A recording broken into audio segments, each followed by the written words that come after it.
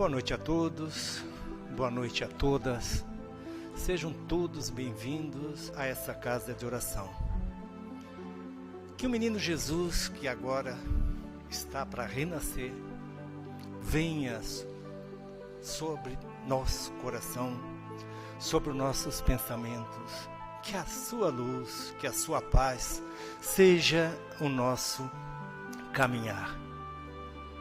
Vamos elevar os nossos pensamentos a Deus, a Jesus, nosso Mestre. Vamos trazer em nossos pensamentos a sua imagem e a sua presença. Vamos colocar nas mãos dele todas as nossas dores, as nossas aflições, os nossos sonhos e nossas esperanças. Vamos colocar na mão de Jesus este novo ano que se aproxima, agradecendo o ano que está terminando, agradecendo de coração tudo que tivemos de bom, o que tivemos de ruim, o que sofremos ou deixamos de sofrer. Que Ele possa nos abençoar neste novo ano. Hoje é quinta-feira, é dia de desobsessão coletiva. Nós temos 2 grupos mediúnicos que se encontram no andar de baixo. E todos aqueles irmãozinhos que aqui fazem presença, ou às vezes vêm com a gente, eles poderão ser atendidos por esses nossos irmãos da sala de baixo. E é nessa vibração de harmonia, nessa vibração de paz, nós vamos agora lentamente fechar os nossos olhos e vamos até os nossos lares, percorrendo cada cômodo da nossa casa, nossos quartos, a cozinha onde a gente normalmente se encontra sempre, enfim, no nosso quintal, no nosso jardim. E vamos trazer de lá tudo aquilo que nos faz afastar do caminho do amor e da justiça. Vamos trazer de lá tudo aquilo que nos faz nos afastar do caminho de Deus.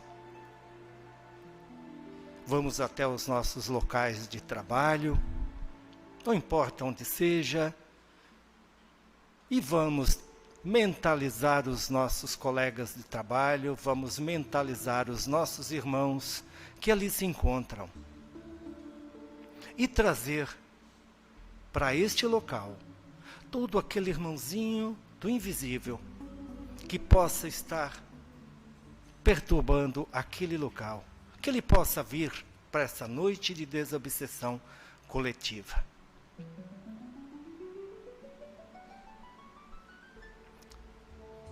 E é nessa vibração de amor que nós vamos fazer a oração que o Jesus nos ensinou para darmos abertura aos trabalhos da noite de hoje. Pai nosso que estais nos céus, santificado seja o vosso nome. Venha a nós o vosso reino. Seja feita a vossa vontade, assim na terra como nos céus. O pão nosso de cada dia dai-nos hoje. Perdoe as nossas ofensas, assim como nós perdoamos aqueles que nos têm ofendido. Mas não nos deixes, Pai, cairmos nas tentações, livrando-nos de todos os males, e que assim seja. Bom, hoje, para nossa reflexão, é do Evangelho segundo o Espiritismo. O capítulo é o 10. Bem-aventurados os que são misericordiosos. E nós vamos refletir sobre o item 2 e o item 3, por serem do evangelista Mateus. Se perdoardes as faltas que os homens cometem contra vocês, também receberão o perdão de meu Pai Celestial. Mas, se não perdoarem os homens quando forem ofendidos, meu Pai Celestial também não os perdoará. Se um irmão pecou contra vocês, vão e acertem a falta em particular com ele, e, se ele ouvir, terão ganho seu irmão.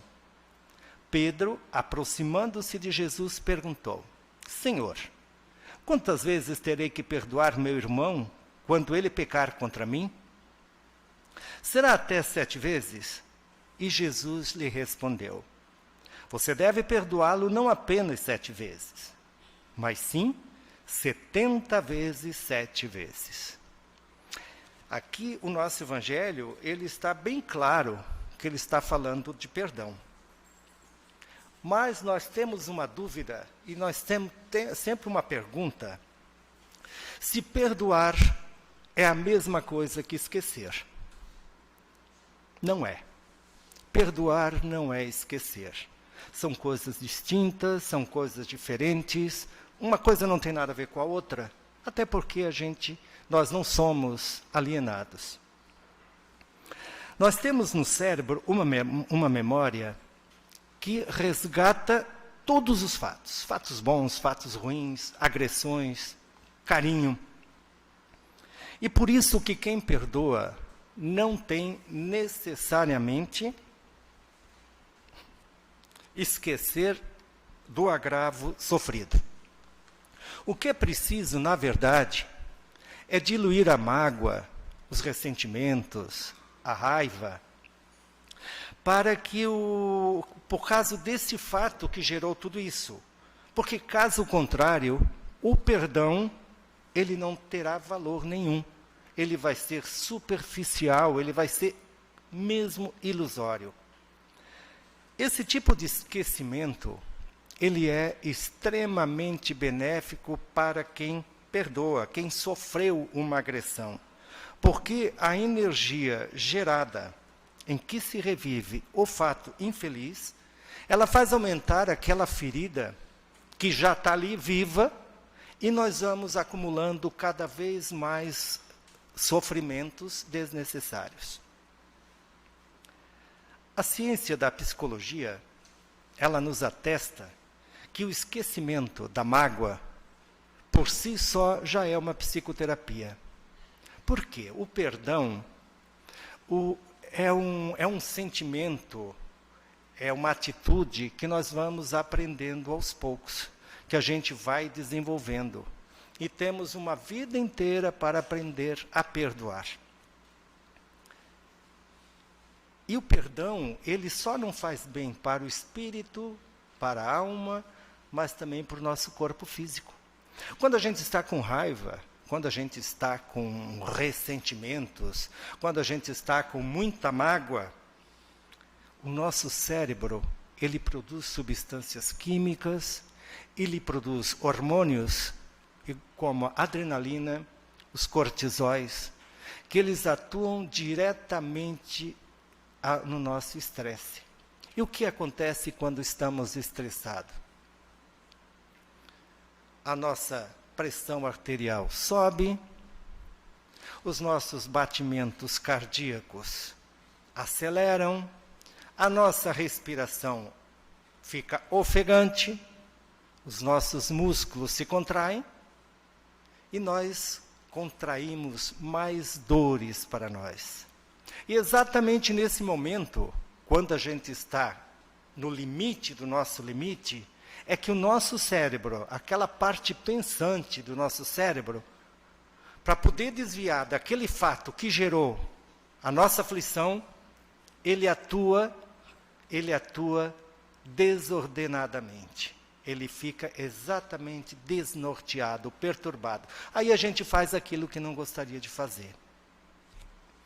A mágoa, ela consome muita energia.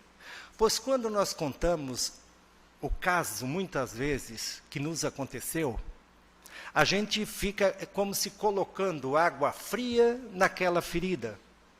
E vamos desenvolvendo mais dores, vamos desenvolvendo mais perturbações, mais sofrimentos desnecessários. Perdoar não é alimentar comportamentos que nos trazem dores físicas e dores morais. Perdoar também não é fingir que tudo está bem ao nosso redor. Perdoar, o principal, é compreender o outro.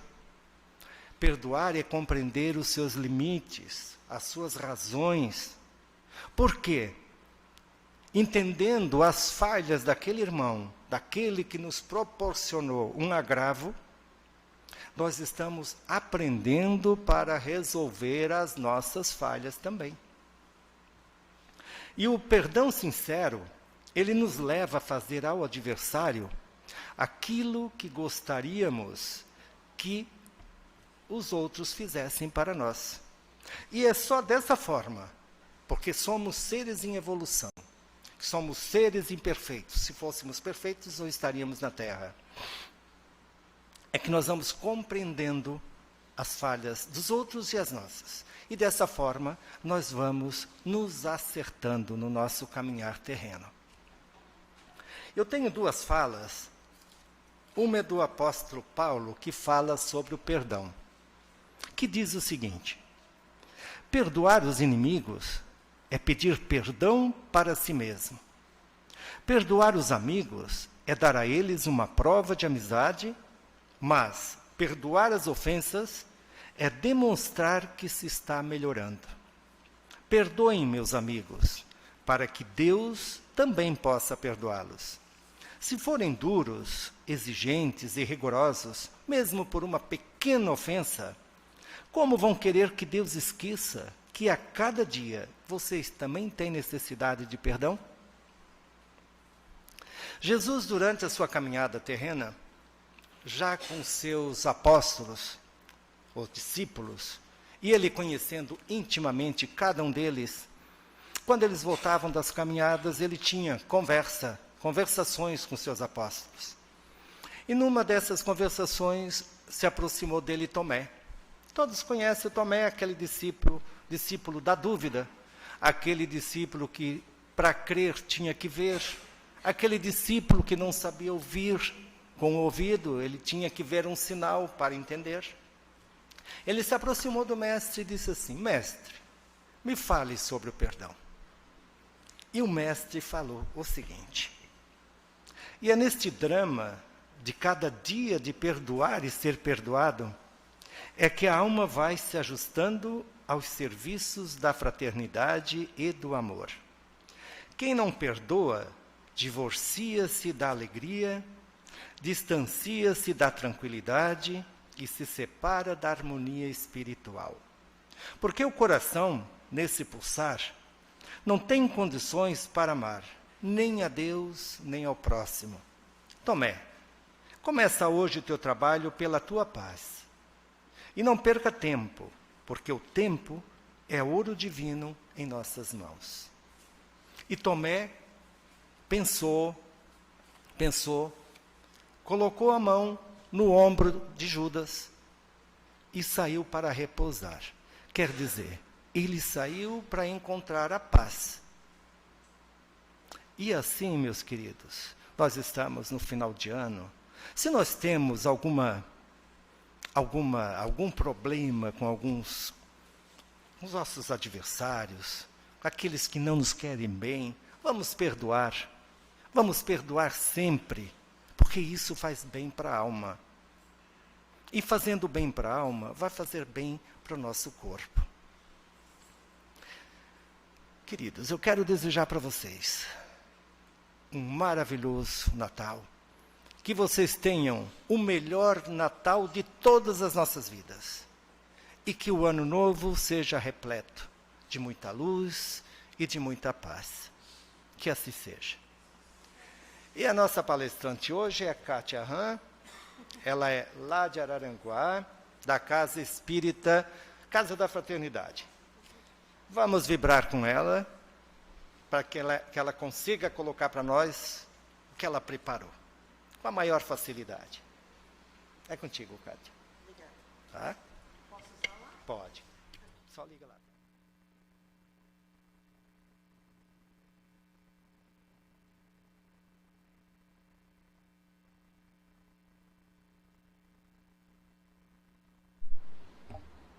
Acho que tá ligado. Boa noite. Todos estão me escutando bem?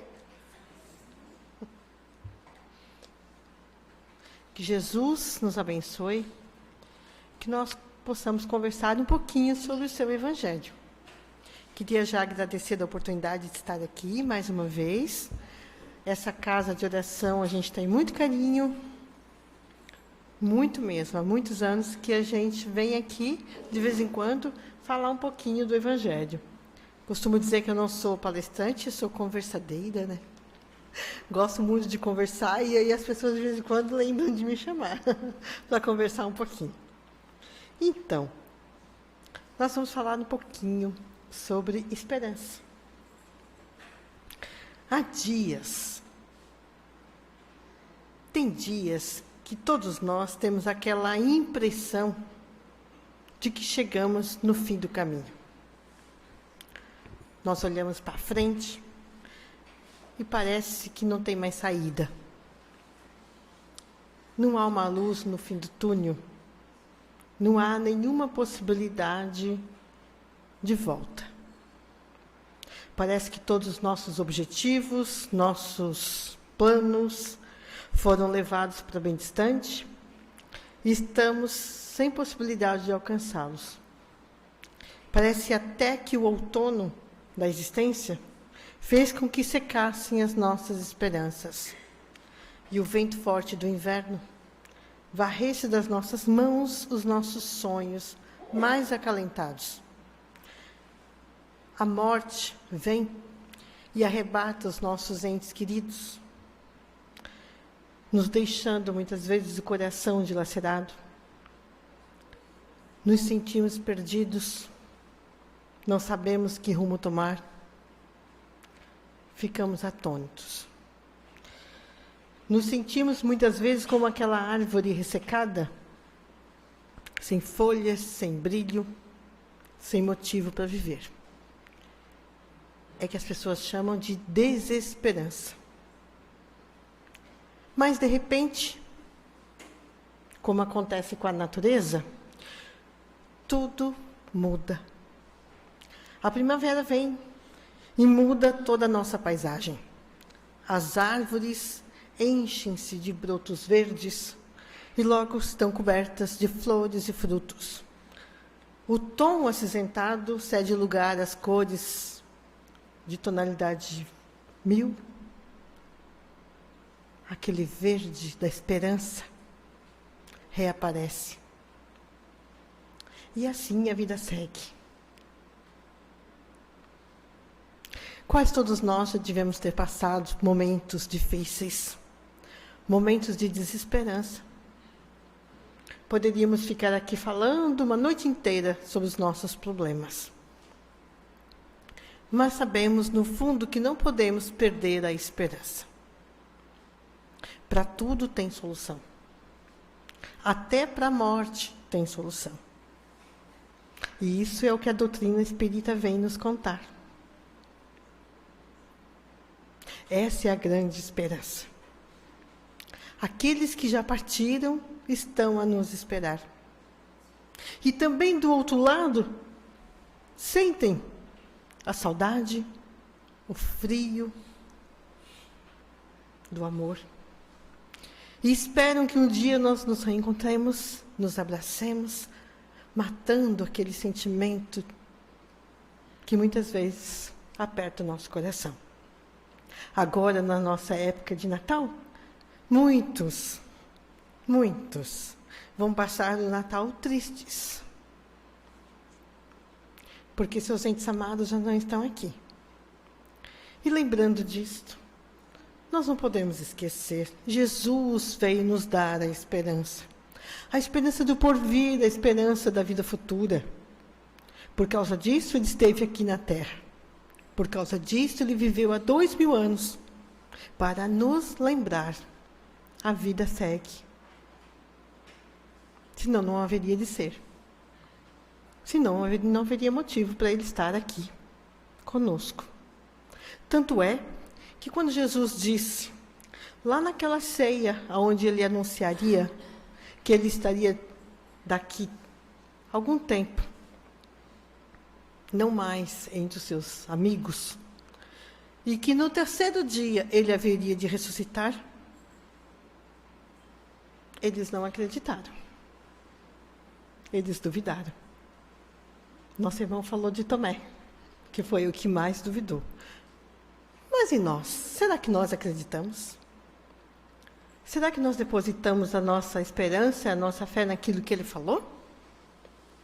Será? Por isso que hoje nós estamos aqui. Quem sabe para recobrar as nossas esperanças, para trazer um pouquinho de paz no nosso coração. George Hansen, um pesquisador que fez um trabalho muito bonito a respeito da fé e da oração nos hospitais.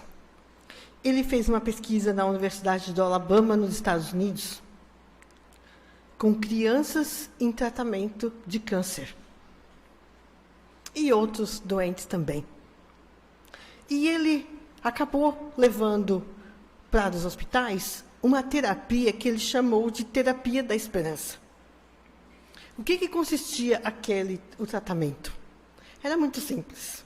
Eram pessoas que tinham um determinado tempo de vida, já anunciado pelos médicos, e que ele pediu para que não anunciassem para as crianças o seu tempo de vida. Porque existe um certo código de ética aí, né, de que tem que ser comunicado para as famílias e tudo mais. Mas como eram crianças, ele preferiu que não os contasse. E ele pediu para que elas fizessem uma lista daquilo que elas gostariam de realizar. E, a partir daquela lista, elas colocaram várias coisas. Algumas queriam crescer, ir para a escola, passar o final de semana com a família, com os amigos. Eram coisas simples, mas muito importantes para aquelas crianças. E ele começou a fazer uma terapia no sentido de que elas poderiam realizar tudo o que quisessem. E chegou à conclusão, no final da sua pesquisa, de que aquelas que fizeram a lista mantiveram a esperança e adiaram por muito tempo o seu desencarne. Isso já é fato, nós sabemos. A pessoa, quando tem um diagnóstico, e se alguém diz para ela, né, olha, você vai desencarnar em pouco tempo, só o fato dela não ter esperança já matou metade dos seus dias.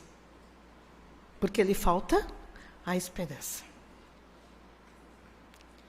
A esperança é o que nos fortalece na vida.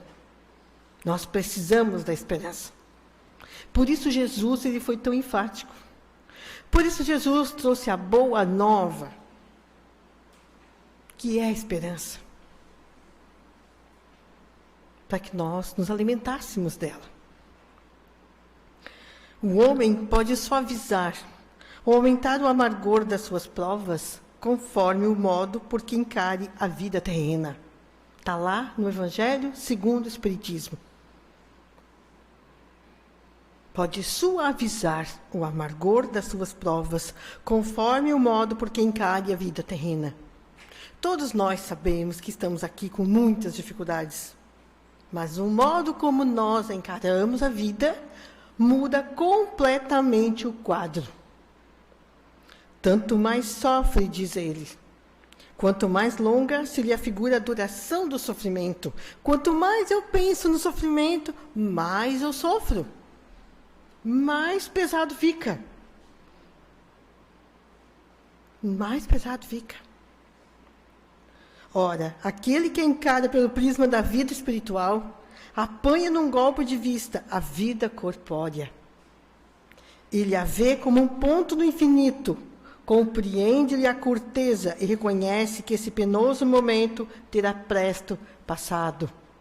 Se eu sei que a vida é eterna, se eu sei que eu sou um espírito em evolução e eu vou viver para sempre, essa vida é tão curta, esses sofrimentos são tão pequenos, que passam rápido. Passam muito rápido. A certeza de um próximo futuro mais ditoso o sustenta e o anima. E longe de se queixar, agradece ao céu as dores que o fazem avançar. Olha como isso é confortador. Olha como é confortador. Cada vez que eu leio essas passagens do Evangelho segundo o Espiritismo, eu penso, meu Deus, que doutrina mais consoladora, mais confortadora. Dificilmente nós iríamos escutar isso em outro lugar. Porque aqui a gente está tendo a oportunidade de aprender que nós não somos aqui desta terra. Nós estamos aqui em passagem. Todos nós. Não somos diferentes. Todos estamos aqui vivendo um curto espaço de tempo diante da imensidão que é a nossa vida verdadeira, a vida real. Foi por isso que Jesus fez questão de passar os 33 anos aqui. Desencarnou em sofrimento físico, mas para nos mostrar, no terceiro dia eu irei ressuscitar. Olha só, nunca mais ninguém perdeu a esperança depois de Jesus, depois de ter visto. Os seus apóstolos passaram a curar, a bendizer, a levar a paz para o mundo, em função daquilo que viveram, daquela experiência com Jesus. Por isso a esperança, ela é responsável pelo sustentáculo da mente e do coração humano. A palavra esperança, ela remete quase que imediatamente a algo positivo, né? Aquele sentimento que nos torna possível a realização de um desejo. Desejos realizados são o que mais nós buscamos. Quem não quer, né? Agora, fim de ano, todo mundo está fazendo as listas aí dos desejos. Né? E façamos, sim, as nossas listas de desejos. E o que nos impede de realizar esses desejos? O que nos impede? Muitas vezes, não acreditamos na força interior que temos. E esse é o primeiro obstáculo. Né? É o que nós temos que vencer. Dificuldades, pedras do caminho, parecem que estão à disposição dos nossos olhos. É o que mais a gente encontra, né? Esse encontro, ele pode produzir alguns efeitos negativos, como a estagnação. Podemos ficar parados, paralisados diante de uma dificuldade. Ou a gente pode fazer o inverso. Nós podemos enxergar aquelas pedrinhas do caminho como uma oportunidade de evolução, de mudança interior. Porque se nós estamos caminhando e tem uma dificuldade, aquela dificuldade só surgiu porque nós a pedimos para que possamos vencê-las e nos tornarmos mais fortes. Uma das formas de que aproveitamos essa oportunidade de crescimento é focar num desafio. Olhar as dificuldades como desafio. Mudar esse pensamento, né? É um desafio novo. E quando a gente está perto de vencer um desafio, com certeza lá na frente vem outro. De vez em quando a gente tem umas folguinhas, uns descansos. Mas a maioria de nós tem uma dificuldade, vence e lá vem outro. Mas se eu consigo enxergá-lo como desafio, eu vou começar a olhar lá na frente. E eu vou deixar de olhar aqui para frente. Em vez de eu estar aqui parado no meu problema, eu vou focar lá no objetivo. O que ele quer que eu aprenda? O que ele quer que eu cresça? O que ele quer que eu alcance? Lá na frente. E assim, o tamanho da pedra parece que diminui. Parece que muda de tamanho. Porque o meu foco está em outro lugar. O que importa é o nosso desejo de vencê-lo. Não esqueçam dessa palavra, desejo. A esperança nos faz enxergar com os olhos da alma. a beleza da natureza, do trabalho, da família, de tudo que nos rodeia. Tudo que nos rodeia. Por mais difícil que seja, o trabalho se torna mais leve. Por mais que aquela família que tem problema, ela se torna mais harmoniosa. Por mais difícil. A esperança nos faz sentir que tudo que está ao nosso lado é necessário para que possamos nos tornar seres melhores. E a lidar com aquelas pedrinhas do caminho que é possível que nós removamos. Mas como vamos encontrar forças dentro de nós mesmos? Como? Leon Denis, um estudioso que conviveu na época de Allan Kardec, ele disse que a vontade é uma potência interna que nos faz alcançar um ideal elevado. Olha, a potência interna que cada um tem é o que vai nos fazer alcançar. E a vontade exercitada nos leva àquilo que chamamos de fé. É isso que é a fé. Por isso que ao lado da esperança, Paulo dizia que nós temos a fé e temos uma outra que é a caridade, né? Que nosso irmão falou um pouquinho ali já, que é a questão do perdão, que é a questão de fazer ao próximo aquilo que nós gostaríamos, né? Mas a fé tem um papel muito importante. Muito importante. A esperança é aquele estado de espírito que acompanha a fé. A fé e a esperança, elas são amigas, inseparáveis. Dificilmente uma pessoa que tem esperança não tem a fé, ou que tem a fé não tem a esperança. E mesmo aquelas pessoas que parecem não ter fé, que levam uma vida assim, parece que são materialistas, né? Mesmo que depositem a sua fé nas coisas materiais, ele tem fé, ou não tem?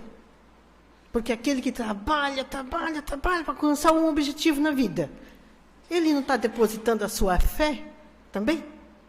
Naquilo que ele quer? E se nós, muitas vezes, depositamos a nossa fé nas coisas materiais, quanto mais nas coisas espirituais? Se a gente consegue fazer isso. Não é? Poderíamos dizer, tem um estudioso que ele diz que a fé, ela está para a esperança como o sol é para a lua. Olha que interessante. A gente sabe que a lua não tem luz própria, né? Ela reflete a luz refletida do sol, né? Assim, a fé, ela é como o sol, porque é uma força comunicativa que existe ali. Ela se irradia do coração de quem tem e reflete no coração de muitos que não têm e vai gerar esperança lá na frente. Olha que interessante. Que quando uma pessoa tem fé, unida da esperança, ela transmite isso além. Ela irradia, é como se fosse um grande sol. E muitas pessoas que convivem com ela dizem, mas que mulher de fé, que homem de fé, como é que ele irradia isso? Mas é porque ele mantém acesa a luz da esperança. Um exemplo disso nós vimos com Jesus. Ele tinha fé. E os seus discípulos tinham a esperança gerada pela fé de Jesus. Porque no começo eles não acreditavam. Mas eles viam o mestre fazendo tudo aquilo. O mestre curava. O mestre fazia. Não era assim? Então eles tinham a esperança que era possível, porque o mestre fazia. E quando o mestre partiu, eles continuaram os seus exemplos. Se alimentaram da fé de Jesus. Assim. Tanto é que Jesus disse, né? Ninguém vai ao Pai senão por mim. Olha. Assim também aqueles que se aproximavam de Jesus se iluminavam com a sua luz, dos seus ensinamentos, do seu espírito. Quantos espíritos viveram na Terra e ainda vivem, que são luz? Quantos? Madre Teresa de Calcutá, Franciscano Xavier. Quantos e quantos viveram? Né? E pelos seus exemplos, pela sua força, você olha mais e muitos. E seguem a vida porque tem fé nessas pessoas. Nós podemos entender também a esperança como sendo um mecanismo que faz nascer no homem as boas e nobres aspirações. Mas só a fé realiza. A esperança, ela sugere, e a fé concretiza. Mas o que vem a ser fé mesmo? O que será que é a fé? A fé, do latim, fides, quer dizer fidelidade. É a firme opinião de que algo é verdade, sem qualquer tipo de prova ou critério objetivo de verificação. Está lá, no dicionário. Né? Pela absoluta confiança que depositamos na ideia ou na fonte de transmissão. E na Bíblia, lá, em Hebreus, nós vamos encontrar que fé é acreditar nas coisas que se esperam. É a convicção de fatos que não se veem, independentemente daquilo que vemos ou ouvimos. Olha. Mas no Espiritismo, a fé é um sentimento inato, que temos a confiança de nossas próprias forças, que nos torna capazes de realizar coisas materiais que não podemos fazer quando duvidamos de nós mesmos. Está lá no Evangelho segundo o Espiritismo. A fé. Ela pode ser raciocinada, ela pode ser cega. Pode. Mas quando estamos aqui aprendendo, nós também aprendemos que a fé raciocinada nos leva a ampliar as nossas convicções, a nossa esperança. A fé, ela se expressa mediante a confiança de que o espírito adquire em torno de alguma coisa. Né? Se eu olho, eu boto um leite para ferver, ligo o fogo e observo. Eu sei que quando ele ferver, ele vai subir e ele vai se derramar. Não é assim? A gente não tem certeza que isso vai acontecer ou alguém tem dúvida disso? Ninguém tem dúvida, né? Disso. A fé é a mesma coisa, é algo que eu tenho convicção que vai acontecer. Eu tenho que ter convicção. Eu venho à casa espírita, eu vou tomar o passe, eu tenho convicção que eu vou sair dali melhor. Eu tenho convicção que eu estou aqui, que a espiritualidade toda está me bebendo de fluidos, está me atendendo nas minhas necessidades. Olha, a minha fé, aí o que vai acontecer? É como aquela jarrinha de leite que vai emergir e vai derramar. Eu vou me derramar em fé. Aí é que está. É essa certeza que nós temos que alcançar. A fé, então, ela expressa na confiança de que o Espírito nós temos em alguma coisa. Portanto, ela tem que ser ativa. Ela não pode se adormecer. Ela exige esforço e perseverança. Diante das dificuldades da vida, a fé, ela funciona como uma mola propulsora que vai levantando a nossa esperança. Ela nos impulsiona para enfrentar os problemas, nos torna mais confiantes em Deus. Mas, ao mesmo tempo, nós somos sabedores de que tudo que nós passamos tem uma causa. Não é por acaso. Isso nos traz paciência, perseverança, vontade ativa, vontade de mudar, vontade de querer melhor e trabalho, né? Porque se eu ficar só na fé, aquela cega, sem fazer nada, também não vai melhorar. Eu tenho que fazer a minha parte do negócio, né? E a minha parte condiz com o quê? Com o que eu vou fazer? Vou trabalhar. Vou procurar me conhecer, vou procurar saber quais são os problemas para poder vencer. E o Espiritismo, ele vem mostrar a continuidade da vida espiritual, levando para nós essa fé raciocinada. A fé racional, ela nada mais é do que o resultado da atividade interior de cada um, em pensamento e em sentimento.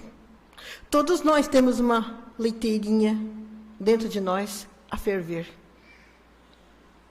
Todo mundo tem. Parece estranha a analogia, mas todos nós temos. E a fé raciocinada nada mais é do que da impulsão para que a gente faça esse movimento dentro de nós. Se os espíritos tivessem consciência, está lá no Evangelho segundo o Espiritismo, olha a fala. Ele diz assim, se os espíritos nós, né? Que somos espíritos que estamos encarnados. Então, nós. Se os espíritos tivessem consciência da força que trazem em si e pusessem a força, e pusessem a vontade, lembra lá que nós falamos? A vontade a serviço desta força, seriam capazes de realizar prodígios. E não passam de um desenvolvimento das faculdades humanas, que não passam de um desenvolvimento das faculdades humanas. Então, se eu tivesse consciência de que eu tenho essa força dentro de mim,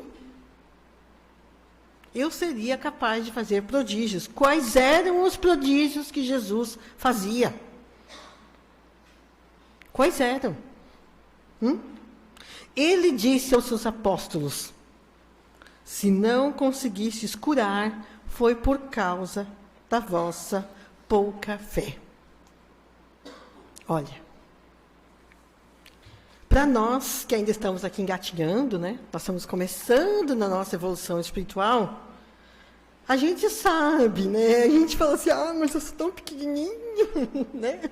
Eu não vou conseguir orar ao ponto de fazer ferver da minha fé. Eu não vou conseguir alcançar aquele objetivo lá na frente, a gente se coloca numa posição ainda.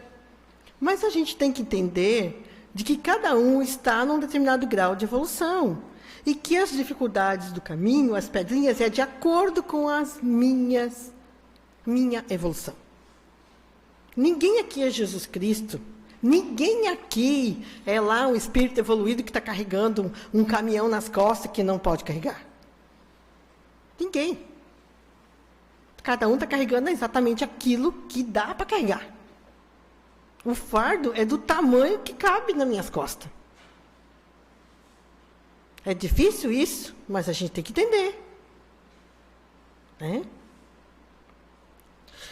Então, cada um na sua evolução espiritual, a cada manhã que nasce, sabe que tem seus testes. E aí vem a perseverança e a vontade. Nós temos que persistir nos velhos projetos, sonhar com os novos, superar obstáculos, conviver com ideias e opiniões diferentes, viver fases de alegria e fases tristes. Faz parte da evolução. Ninguém está imune às experiências que exigem persistência e coragem. Se encontrarmos alguém que diga que não tem problemas, tenhamos compaixão dessa pessoa, porque ela deve estar alienada em algum mundo aí, paralelo, que não seja esse. Paulo, nosso amado Paulo de Tarso, ele disse para nós também, lá no seu Evangelho, que nós muníssemos de um capacete. Um capacete. Olha que expressão interessante. Um capacete. Que ele chama capacete da esperança. Que todos nós deveríamos munirmos de um capacete. Imagina a gente como se estivesse botando um capacete da esperança na nossa cabeça. Era por quê? Para nos proteger das coisas do mundo, das dificuldades. Para que a gente se sentisse forte. Porque o soldado não veste uma couraça, um capacete, uma roupa para sair para a guerra. Então, é porque nós precisamos desse capacete. para a gente ir para a guerra da vida e seguir adiante. Por isso que Emmanuel, o mentor de Francisco Cândido Xavier, comentando essa passagem de Paulo, ele diz assim: capacete, indumentária de luta, esforço, defensiva. E o discípulo de Jesus é um combatente efetivo contra o mal, que não dispõe de muito tempo para cogitar de si mesmo, nem pode exigir demasiado repouso, quando sabe que o próprio mestre permanece ativo e edificante. Resguardemos nós, pois, o nosso pensamento com o capacete da esperança fiel, e prossigamos a vitória suprema do bem. Para isso, algumas metas para a nossa esperança. Ao acordar, podemos dizer a nós mesmos que tudo na vida tem um propósito. Podemos fazer o nosso dia agradável ou desagradável.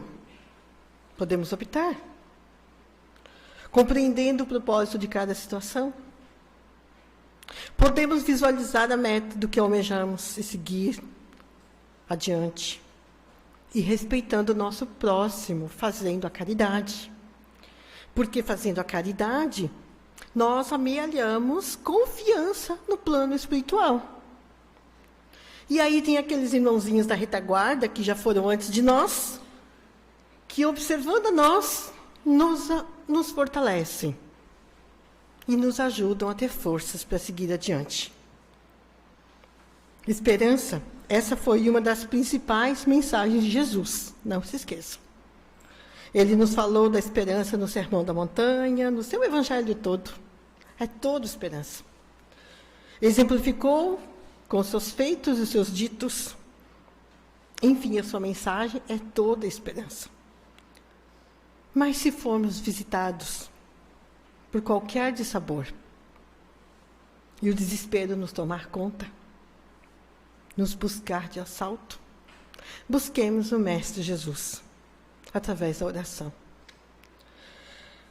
Nos dispomos à prece e a ajuda chegará certamente, como um suave bálsamo a penetrar as fibras mais íntimas do nosso ser, nos trazendo alento e tranquilidade.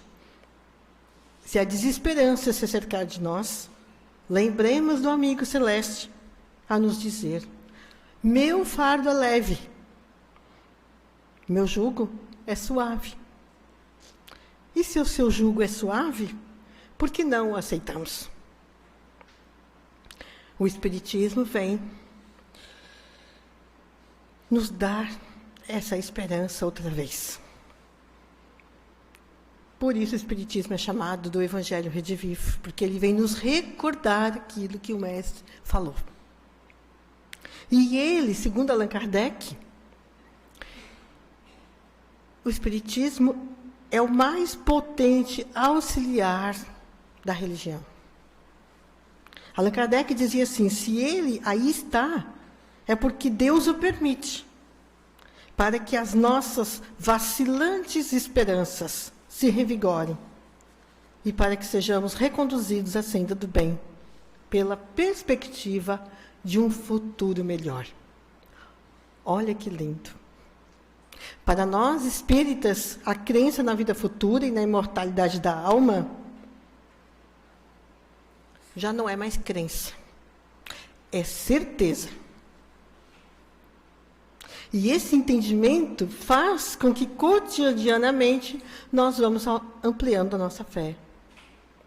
E a cada dia nós temos a certeza da nossa evolução, através das vidas sucessivas, de que naqueles momentos mais difíceis, que nós não consigamos carregar, podemos entregar as nossas vidas nas mãos de Deus, que Ele nos conduzirá e nos dará novas oportunidades sempre. Nesses momentos que visualizamos agora o novo ano, que se aproxima, é urgente a necessidade da fé, da esperança, do otimismo, para que os nossos corações se tornem um pouquinho mais acalentados. Não deixemos que a onda do pessimismo invada, que o descrédito, o desalento nos invadam as nossas mentes, de tal forma que mesmo aqueles que estão bem intencionados e aspirando a realizar algo construtivo e útil, sejam tolhidos nos seus propósitos. Não sufoquemos os nossos anseios, os nossos planos, os nossos projetos. Narra-se que um monge que vivia da mendicância sem abrigo recolheu-se certa vez numa gruta para o repouso noturno, com uma bela paisagem banhada por uma imensa lua. Ele adormeceu, mas veio um bandido e lhe furtou a capa de que ele se utilizava como agasalho. O frio da madrugada o despertou e, dando-se conta do infortúnio, porém, fascinado pela claridade da lua, ele aproxima-se da gruta, da entrada da gruta, emocionado com o que ele vê, e exclama: "Que bom ladrão! Me furtou a capa, mas não me furtou a lua." E sorrindo pôs-se a meditar. Que nós tenhamos muitas luas dentro de nós, possamos ser furtados de muitas coisas, mas não é da esperança, não da vontade de viver. E assim, nesse ano que se inicia, que as nossas esperanças sejam recobradas. Que o Mestre Jesus, nesse Natal, possa estar presente conosco, na nossa família, aonde nós estivermos, com muita paz e com muito amor. Muito obrigada. Obrigada.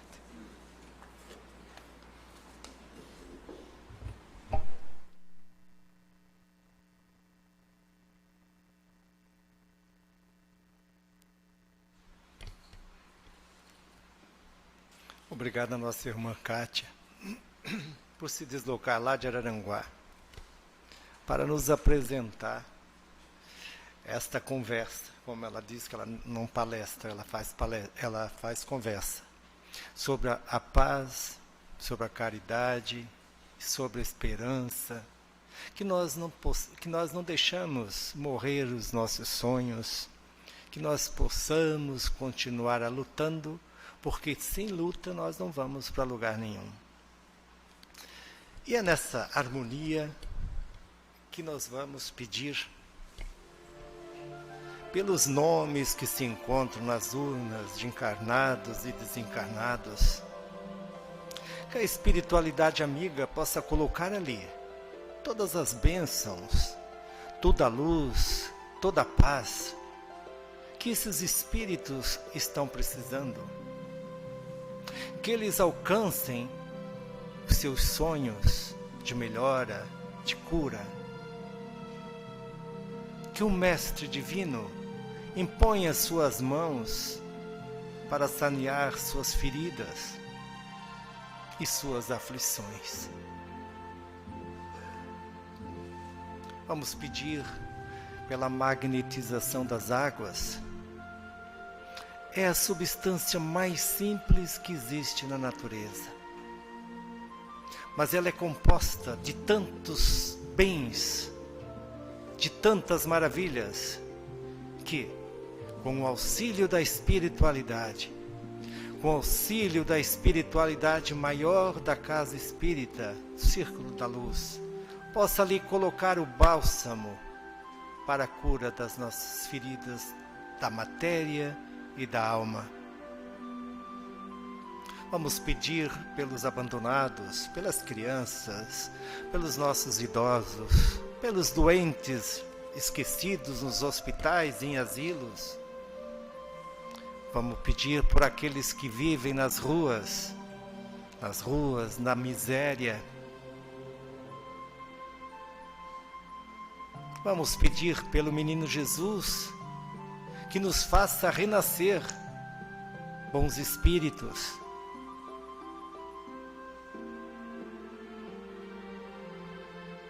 E vamos pedir nesse momento pelo passe, o passe que essa transfusão de luz, transfusão de pensamentos, essa luz a entrar pelo topo da nossa cabeça,